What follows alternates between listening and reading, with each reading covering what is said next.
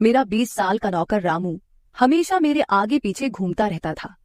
मैंने उसे छोटा समझा था, लेकिन एक दिन उसने मुझसे कहा, मालकिन, मुझे छोटा समझने की गलती मत कीजिए। उस रात जब मैंने उसे देखा तो मैं आश्चर्यचकित हो गई थी, क्योंकि उस रात रामू ने 20 साल के लड़के की तरह नहीं, बल्कि 30 साल के आदमी की तरह मेरा। हेलो दोस्तों, आज की इस अनोखी कहानी में आप सभी का स्वागत है। जब से रामू मेरे पास सोने लगा था, तब से मेरे शरीर में बदलाव आने लगे थे। मुझे लगा था कि रामू छोटा है और उसे कुछ समझ नहीं आता होगा, लेकिन धीरे धीरे उसके असली रंग मुझे दिखने लगे। मैंने कभी सोचा भी नहीं था कि 20 साल का लड़का मेरी तरह की 40 साल की महिला को इतना सुख दे सकता है। रामू 20 साल का था। उसे मैं गांव से अपने घर काम के लिए लाई थी। मेरे घर में सिर्फ मैं और मेरा 1 साल का बेटा था। जब मैं काम पर जाती थी तो रामू मेरे बच्चे की देखभाल करता और वह मेरे घर में ही रहता था। मैं बिना शादी के मां बन गई थी। मेरे प्रेमी ने शादी का झांसा देकर मुझसे प्रेम का खेल खेला। जब मैं गर्भवती हो गई तो मैं उसके घर गई और वहां मैंने देखा कि उसकी शादी हो रही थी। उसने मुझसे प्रेम का नाटक किया और किसी और लड़की से शादी कर ली थी। मेरे पेट में पल रहे बच्चे को मारने का मेरा मन नहीं हुआ, और जब मैंने गर्भपात कराने का सोचा तब तक समय निकल चुका था। मैं 5 महीने की गर्भवती हो चुकी थी। मेरे माता पिता ने मुझे और मेरे बच्चे को स्वीकारने से इनकार कर दिया। तब मैं अकेली रहने लगी। कई महीने पहले मैं अपने गांव गई थी, अपने दादा के 100वें जन्मदिन के लिए। मेरे दादा ने मुझे जन्मदिन का निमंत्रण भेजा था और इसलिए मैं गांव गई थी। मेरे बेटे को वहां सिर्फ मेरे दादा ने ही प्यार से गोद में लिया था। आरव उनके पास खेल रहा था। तभी ऑफिस से मेरा फोन आया और मैं कुछ देर के लिए फोन पर बात करने के लिए बाहर चली गई। जब मैं वापस आई तो मेरा आरव दादा के पास नहीं बल्कि घर के एक नौकर के पास था। मैंने देखा कि आरव उस नौकर के पास अच्छे से खेल रहा था। मैंने अपने बच्चे को उस नौकर से लिया और वहां से जाने लगी। तभी उस नौकर ने मुझे रोका। वह कहने लगा, मालकिन, मुझे थोड़ी मदद चाहिए। मुझे पैसे की नहीं बल्कि काम की जरूरत है। उसने अपना परिचय दिया और कहा, मैं रामू हूँ। मैं इस घर में गाय भैंस के गौशाले की सफाई का काम करता था, लेकिन अब बड़े साहब गाय भैंस बेचने की बात कर रहे हैं। अगर आपके पास कोई काम हो तो दीजिए। मुझे काम की बहुत जरूरत है। मेरे माता पिता भी मजदूरी करते हैं। मुझे काम की बहुत जरूरत है।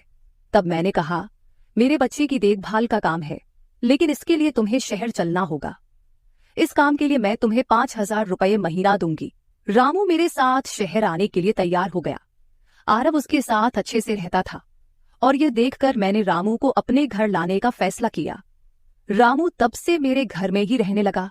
उसने कहा कि हर 4 महीने बाद जब थोड़े पैसे जमा हो जाएंगे तब वह अपने गांव जाएगा। रामू दिन भर मेरे बच्चे की अच्छे से देखभाल करता और घर के कामों में भी मेरी मदद करता। रामू को घर आए 1 महीना हो चुका था और इस 1 महीने में उसने मेरा दिल जीत लिया था। उसकी देखभाल से मेरे बेटे की सेहत भी सुधर गई थी। जो आरव मुझे परेशान करता था, अब वह रामू के हाथों से अच्छे से खाना खाता था। मैंने रामू को एक अलग कमरा दिया था। एक दिन रात में आरव बहुत रोने लगा। किसी भी तरह से वह शांत नहीं हो रहा था। बच्चे के रोने की आवाज सुनकर रामू मेरे कमरे में आया और उसने आरव को मुझसे ले लिया। रामू के पास जाते ही आरव शांत हो गया था। रात बहुत हो चुकी थी। आरव रामू को छोड़ नहीं रहा था, तो मैंने रामू को अपने कमरे में ही सोने के लिए कह दिया। सुबह जब मैं उठी तो आरव रामू से लिपटकर सो रहा था। उस रात के बाद से रामू आरव के लिए मेरे कमरे में सोने लगा। रामू के आने के बाद सब कुछ अच्छे से चल रहा था। रामू के काम से खुश होकर छुट्टी के दिन मैं उसे मॉल लेकर गई। वहां मैंने उसके लिए अच्छे कपड़े खरीदे और सैलून में जाकर उसकी नई हेयर स्टाइल बनवाई। रामू देखने में अच्छा था, लेकिन वह एकदम साधारण तरीके से रहता था। उस दिन मैंने उसका पूरा लुक ही बदल दिया था। उसे नए अंदाज में देखकर मैं भी उस पर विश्वास नहीं कर पा रही थी। कल तक जो एक साधारण सा नौकर था, वह इतना हैंडसम और स्मार्ट दिख सकता है, इसकी मैंने कल्पना भी नहीं की थी। मॉल से हम घर आए तो आरव आते ही सो गया था। मैंने उसे कमरे में बिस्तर पर सुला दिया और पानी पीने के लिए बाहर जाने लगी। तभी रामू मेरे लिए पानी लेकर आया। पानी पीकर मैंने गिलास रखा और रामू मुझे तब से ही एकटक देख रहा था। जैसे ही मैंने गिलास रखा, उसने मुझे गले लगा लिया। कई सालों बाद किसी पुरुष ने मुझे गले लगाया था। मैंने उसे खुद से दूर किया। तब रामू ने कहा, मालकिन, आपकी वजह से आज पहली बार मैंने खुद से प्यार करना सीखा है। जिंदगी बहुत खूबसूरत है, बस इसे जीना आना चाहिए। आज आपने मेरा कायाकल्प करवा कर मुझ पर बहुत बड़ा उपकार किया है। मैं सच में बहुत अच्छा दिख रहा हूँ। रामू के चेहरे पर खुशी देखकर मैं भी खुश थी। अगले दिन से वह बहुत स्वच्छ और सलीके से रहने लगा था। वह 20 साल का था, लेकिन गांव का लड़का होने के कारण उसकी कद काठी अच्छी थी। वह घर में भी रोजाना कसरत करता था। उसकी लंबाई भी ठीक ठाक थी। मैंने उससे उसकी पढ़ाई के बारे में पूछा था, लेकिन उसने कहा कि अब उसका पढ़ाई से मन उठ गया है। हर सुबह ऑफिस जाने से पहले मैं अपने बच्चे को दुलार कर ऑफिस के लिए निकलती थी। आज जब मैं ऑफिस के लिए निकलने से पहले आरव को चूमने गई, तब वह रामू की गोद में था। अचानक आरव ने अपनी गर्दन घुमाई और मेरे होंठ रामू के गाल पर जा लगे। मुझे बहुत शर्मिंदगी महसूस हुई। मैंने उससे माफी मांगी और ऑफिस के लिए निकल गई। शाम को जब मैं घर आई, तब भी मैं रामू की आंखों में नजर नहीं मिला पा रही थी। रामू ने आरव को खाना खिलाकर सुला दिया था। फिर हम दोनों ने साथ में खाना खाया। खाना खत्म करने के बाद मैं अपने कमरे में गई। वहां मैं अपनी दवाइयां ले रही थी। मुझे माइग्रेन की समस्या थी, उसी की दवा मैं ले रही थी। दवा लेने के बाद भी मेरा सिर बहुत दर्द कर रहा था। मैं अपने कमरे में सिर पकड़कर बैठी हुई थी। कुछ देर बाद रामू कमरे में आया। मुझे इस हाल में देखकर उसने पूछा कि क्या हुआ। जैसे ही उसे पता चला कि मेरा सिर दर्द कर रहा है, उसने मेरे सिर की मालिश शुरू कर दी। रामू की मालिश से मुझे आराम मिल रहा था। धीरे धीरे मुझे गहरी नींद आने लगी। उस रात मुझे बहुत अच्छी नींद आई थी। अगले दिन हमारे ऑफिस में ट्रेडिशनल डे का फंक्शन था और इसके लिए मैंने गुजराती लुक अपनाने का फैसला किया। मैंने घाघरा पहन लिया था, लेकिन स्कर्ट का नॉट बांधने में मुझे दिक्कत हो रही थी। तब मैंने रामू को कमरे में बुलाया और उससे नॉट बांधने को कहा। नॉट बांधते समय उसका हाथ मेरी खुली पीठ पर से गुजर रहा था। मैंने उसे छोटा समझा था, इसलिए मैंने उसे यह काम करने के लिए कहा था। मेरे पास और कोई विकल्प भी नहीं था। तैयार होकर जब मैं जाने लगी तो रामू ने मुझे रोका और अंदर से काजल लेकर आया। उसने मेरे कान के पीछे काजल लगाया और कहा, मालकिन, अब आपको किसी की नजर नहीं लगेगी। आप बहुत सुंदर लग रही हैं। उसकी बात सुनकर मैं हंसी और चलने लगी। उस दिन शाम को जब मैं घर आई तो मेरे साथ मेरी एक सहेली और उसका प्रेमी भी आया। रामू ने आज बहुत अच्छा खाना बनाया था। मेरी सहेली प्रिया 4-5 दिन मेरे घर रुकने वाली थी। अगले 3 दिन उसका प्रेमी भी मेरे घर पर था। अगले दिन रात को रामू ने खाना बनाया और प्रिया और उसके प्रेमी को खाने के लिए बुलाया, लेकिन वे दोनों कमरे में ही ड्रिंक कर रहे थे। प्रिया तो बहुत ज्यादा पी चुकी थी। वह खाना खाए बिना ही सो गई। उसका प्रेमी रोहन हमारे साथ खाना खाने बैठा। उसने कहा, प्राची, तुम प्रिया से भी ज्यादा सुंदर हो। रोहन के बोलते ही रामू उसे गुस्से से देख रहा था। खाना खत्म करने के बाद रोहन अपने कमरे में चला गया। उसके जाते ही रामू मुझसे कहने लगा, मालकिन, आपके ये कैसे दोस्त हैं? मुझे उस आदमी की बात बिल्कुल भी अच्छी नहीं लगी। तब मैंने रामू से कहा, मैं तुझे घर के सदस्य की तरह मानती हूँ। इसका यह मतलब नहीं कि तू मेरे मेहमानों से कुछ भी कहे। तेरा काम है आए हुए मेहमानों की सेवा करना, इसलिए तू सिर्फ वही कर। बाकी मुझे कुछ सिखाने की जरूरत नहीं। रामू को डांट कर मैं अपने कमरे में चली गई। मैंने उसे डांट दिया था, फिर भी वह मेरे लिए पानी लेकर आया। तब मैंने अपनी दवा ली और पानी पीकर सो गई। आज रामू मेरे कमरे में सोने नहीं आया था, ऐसा मुझे लगा। लेकिन सुबह जब मेरी आंख खुली तो मैंने उसे अपने बगल में पाया। सुबह मेरी आंख खुली तो मेरे सामने प्रिया थी। वह बहुत गुस्से में लग रही थी। रामू को मेरे सामने लाया गया। उसके हाथ में प्रिया की ओढ़नी बंधी हुई थी। प्रिया ने कहा, तुम्हारे इस देहाती नौकर ने मेरे प्रेमी का हाथ तोड़ दिया है।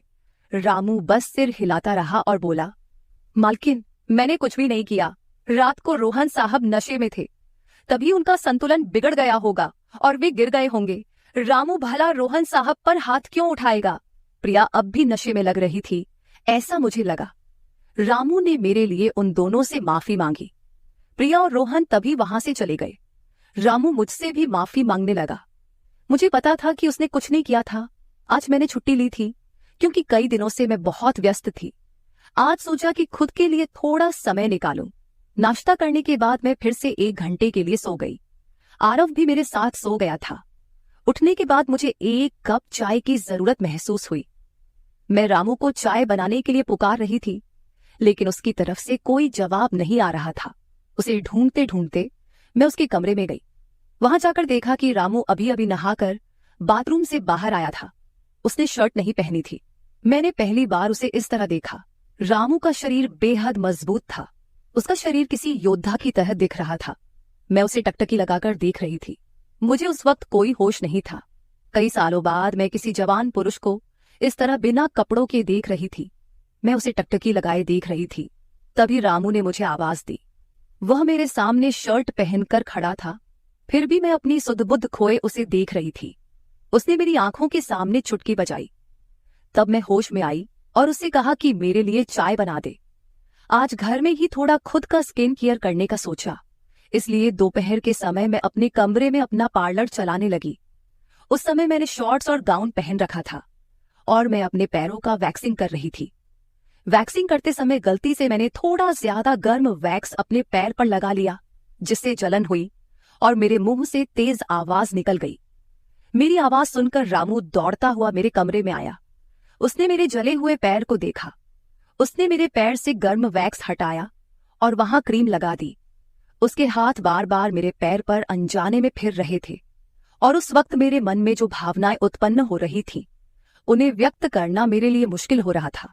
रामू की नजर मुझ पर पड़ते ही मैं दर्द से कराह उठी। मुझे इस हालत में देखकर उसने कहा, भाई साहब, अब आप बस आराम से लेट जाइए। आपको जो भी करना है मुझे बताइए, मैं आपकी मदद कर दूंगा। मैंने उसे मेरे दूसरे पैर का वैक्सिंग करने को कहा। रामू ने जैसा मैंने बताया वैसा ही किया। उसने मेरे चेहरे की मसाज भी कर दी। उसके स्पर्श से मुझे बहुत आराम मिला। आज का छुट्टी का दिन मेरे लिए आरामदायक बीता। रामू में हर गुण भरा हुआ था। वह किसी भी काम में पीछे नहीं था। आज रात मैंने उसे मेरे कमरे में सोने के लिए मना कर दिया। दिन भर मैं घर में नहीं होती, कम से कम रात को तो मुझे मेरे बच्चे के साथ अकेले समय बिताना चाहिए। हर बार रामू का आना मुझे पसंद नहीं था, इसलिए मैंने उसे कमरे में सोने के लिए मना कर दिया। इस तरह दिन बीतने लगे। कुछ दिनों तक रामू के बिना आरव रात को सो नहीं पाता था, लेकिन धीरे धीरे उसने रोना बंद कर दिया। मुझे अपने अंदर कुछ बदलाव महसूस होने लगे थे। सुबह उठते ही मेरा शरीर बहुत दुखने लगता था। अचानक ये सब क्यों हो रहा है, समझ नहीं आ रहा था। कुछ दिनों में मेरी शारीरिक पीड़ा इतनी बढ़ गई कि मुझे बिस्तर से उठने की भी इच्छा नहीं होती थी। तब मैंने ऑफिस से 1 हफ्ते की छुट्टी ले ली। कुछ दिनों आराम किया, शायद थोड़ा ठीक हो जाऊं। अब पूरा वक्त आरव रामू के साथ रहता था। जब उसे भूख लगती तो वह बीच बीच में मेरे पास आ जाता। आज मैं अपनी कमर पकड़कर बैठी थी। रात को रामू पानी लेकर मेरे कमरे में आया। मेरी कमर पर हाथ देखकर उसने समझ लिया कि मुझे बहुत तकलीफ हो रही है। रामू ने कहा, भाई साहब, अगर आपको कोई आपत्ति ना हो तो मैं आपकी कमर की मालिश कर देता हूँ। मेरी कमर इतनी दुख रही थी कि मैंने उसकी मालिश के लिए हाँ कर दी, लेकिन उससे पहले मैंने अपने कमरे की लाइट बंद कर दी। छोटे 0 बल्ब की रोशनी में मेरी कमर उसे नहीं दिखेगी, इसलिए मैंने कमरे की बड़ी लाइट बंद करके 0 बल्ब जला दिया। वह जब मालिश कर रहा था, मुझे बहुत आराम मिल रहा था। मालिश करने से मेरी पीड़ा जैसे झट से गायब हो गई थी। मालिश करते समय रामू ने मुझसे पूछा, भाई साहब, आपको आरव के पिता की कभी याद नहीं आती? आप इतनी सुंदर और जवान होकर भी अभी तक अकेली क्यों हैं? उसके सवाल का मेरे पास कोई सही उत्तर नहीं था। मैंने उससे कहा कि शायद तुम्हारे सवाल का उत्तर मेरे पास नहीं है। उस सवाल पर वहीं विराम लग गया। रामू की मालिश से मुझे अच्छी नींद आ गई थी। अगले 2 दिन बाद वह तारीख थी जब मैंने अपने प्रेमी से मुलाकात की थी। आखिर वह दिन आ ही गया। उस दिन मैंने दिन भर अपने मन को किसी न किसी काम में व्यस्त रखने की कोशिश की, लेकिन रात के अंधेरे में मुझे अपने प्रेमी की बहुत याद आ रही थी। आज वह मेरे साथ नहीं था, लेकिन वह मेरे बच्चे का पिता था। आरव को देखकर मुझे रोज उसकी याद आती थी और आज मैं अपनी भावनाओं को छुपा नहीं पाई। मैं अपने कमरे में जोर जोर से रोने लगी। आरव पास में सो रहा था, इसका भी मुझे ध्यान नहीं रहा। मैंने आज अपनी दवाइयां भी नहीं ली थीं। रामू पानी लेकर मेरे कमरे में आया। मुझे रोते हुए देखकर उसने मुझे पानी पिलाया। जब मैं शांत हुई तो उसने मुझे दवाइयां दी।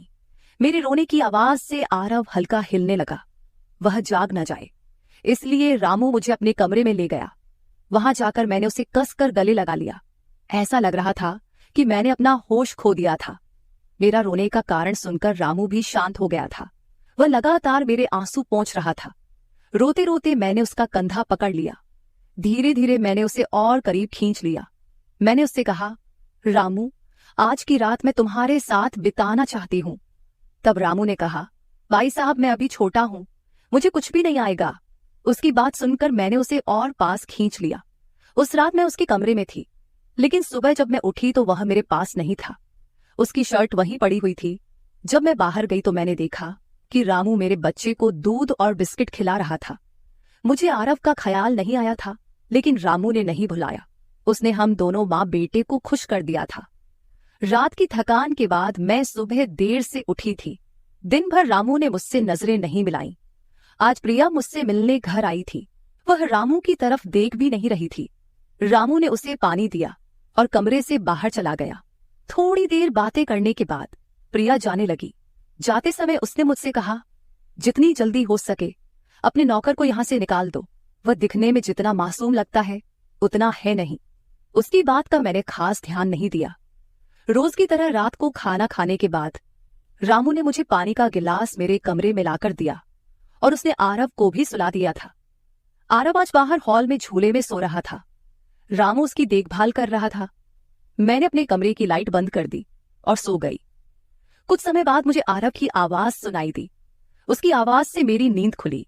मैं उठने वाली थी कि तभी उसकी रोने की आवाज बंद हो गई। कुछ समय बाद मुझे अपने कमरे का दरवाजा खुलने की आवाज सुनाई दी। मैं चुपचाप सब देख रही थी। रामू मेरे कमरे में आया था। उसने मेरे पास आकर यह देखने की कोशिश की कि मैं सो रही हूं या नहीं, और फिर उसने मेरा मोबाइल उठाया। उसकी वह खोजबीन देखकर मैंने जल्दी से कमरे की लाइट ऑन कर दी। मुझे जागता हुआ देखकर वह चौंक गया। मैंने उसके हाथ से अपना मोबाइल छीन लिया। मैंने उससे कहा, रामू, ये सब क्या चल रहा है? तुम इस वक्त यहां क्या कर रहे हो? वह कुछ नहीं कहकर वहां से जाने लगा, लेकिन मैंने उसे इतनी आसानी से छोड़ने का इरादा नहीं किया था। मैंने उसे उसका वीडियो दिखाया जिसमें वह प्रिया के बॉयफ्रेंड पर हाथ उठा रहा था। उस दिन रोहन के मोबाइल का कैमरा गलती से चालू रह गया था और उसमें उनकी हाथापाई रिकॉर्ड हो गई थी। सुबह जब प्रिया मुझसे मिलने आई थी तब उसने मुझे वह वीडियो दिखाया था और तब से मैं रामू पर नजर रख रही थी। रामू, तुमने झूठ क्यों बोला? तुमने रोहन पर हाथ क्यों उठाया? तब उसने कहा, जो भी आप पर बुरी नजर डालेगा उसके साथ मैं यही करूंगा। मालकिन, उस रात जब रोहन नशे में था वो आपके कमरे में आया था। वो आपके साथ कुछ गलत करने की कोशिश कर रहा था और इसलिए मैंने उस पर हाथ उठाया। रामू की बात सुनकर मैंने कहा, ठीक है, मैं तुम्हारी बात मानती हूं, लेकिन तुम मुझे नींद की दवा क्यों दे रहे थे? आज मैंने तुम्हें मेरे पानी में दवा मिलाते हुए देखा है। तुम्हारी नजर मुझ पर थी और तुम जो चाहते थे वह मैंने तुम्हें दे दिया है। अब अपना हिसाब करो और गांव निकलो। मेरी बात सुनकर रामू बोला, मालकिन, आप जैसा सोच रही हैं वैसा कुछ भी नहीं हुआ है। कल रात मैंने आपके साथ कुछ भी गलत नहीं किया। मैंने आपके पानी में नींद की दवा मिलाई थी जिससे आप मेरे पास आते ही सो गई थी और मुझे आपके साथ कुछ भी गलत नहीं करना था। कुछ दिन पहले मैंने आपको रात में फोन पर बात करते हुए देखा था। मैंने आपकी बातें सुनी थी। आप फिर से अपने उस प्रेमी से मिलने की तैयारी कर रही थी। आपकी मुलाकात आपके ही घर में तय हुई थी। मुझे यह सब पता था। आप उससे ना मिले इसलिए मैं आपको रात में नींद की दवा दे रहा था। वह व्यक्ति अब भी आपको धोखा दे रहा है। वह आपसे झूठ बोल रहा है। वह आपके बच्चे को आपसे छीनने के लिए आपके करीब आ रहा है। उसकी पत्नी को बच्चा नहीं हो सकता, इसलिए वह आपके पास आ रहा है। उसने अपनी पत्नी को तलाक नहीं दिया है। वह आपसे झूठ बोल रहा है। रामू, तुम हो कौन? तुम्हें यह सारी जानकारी कैसे मिली? तब उसने कहा, आपके बाबा साहेब ने मुझे आपका फोटो दिखाया था। मुझे आप पहली नजर में ही अच्छी लगी थी, लेकिन बाबा साहेब ने यह भी कहा था कि आप शादी के खिलाफ हैं। तब मैंने उनके साथ मिलकर यह प्लान बनाया। आपके दिल में अपनी जगह बनाने के लिए मैं यहाँ आया था, लेकिन यहाँ आने के बाद मैंने देखा कि बहुत से लोग आप पर बुरी नजर रखते हैं, इसलिए मैंने आपकी सुरक्षा करनी शुरू कर दी। रामू 20 साल का नहीं था।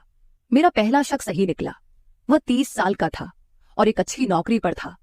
उसने मेरे प्यार के लिए इतनी मेहनत की थी। रामू ने मेरे प्रेमी के बारे में जो भी कहा था वह सब सच था। रामू ने मेरे प्रेमी की सारी जानकारी सही निकाली थी। रामू जैसा ईमानदार पति और मेरे बच्चे का पिता मिलना मेरे लिए बहुत बड़ी बात थी। मैं अपने प्रेमी के धोखे के जाल में फंसने से बच गई थी। आज मैं विक्रांत उर्फ रामू के साथ बहुत खुश हूं। वह मुझसे और मेरे बच्चे से बहुत प्यार करता है। मेरे बाबा साहिब की वजह से आज मेरा परिवार शुरू हुआ। मुझे रामू जैसा पति मिला, ये मेरा सौभाग्य था। दोस्तों, जो आपसे सच्चा प्यार करता है वह किसी भी कठिनाई में आपका साथ नहीं छोड़ता। रिश्ते निभाने वाले को किसी वजह की जरूरत नहीं होती और रिश्ते तोड़ने वालों के लिए एक बहाना भी काफी होता है। तो दोस्तों, ये थी हमारी आज की छोटी सी कहानी। आपको ये कहानी कैसी लगी कमेंट करके जरूर बताएं। अगर आप ऐसी ही और भी इंटरेस्टिंग कहानियां सुनना चाहते हो तो चैनल को सब्सक्राइब जरूर कर ले और बेल नोटिफिकेशन ऑन कर ले, ताकि आपको मेरी आने वाली हर वीडियो समय से मिल सके। कल मिलेंगे एक और वीडियो के साथ। धन्यवाद।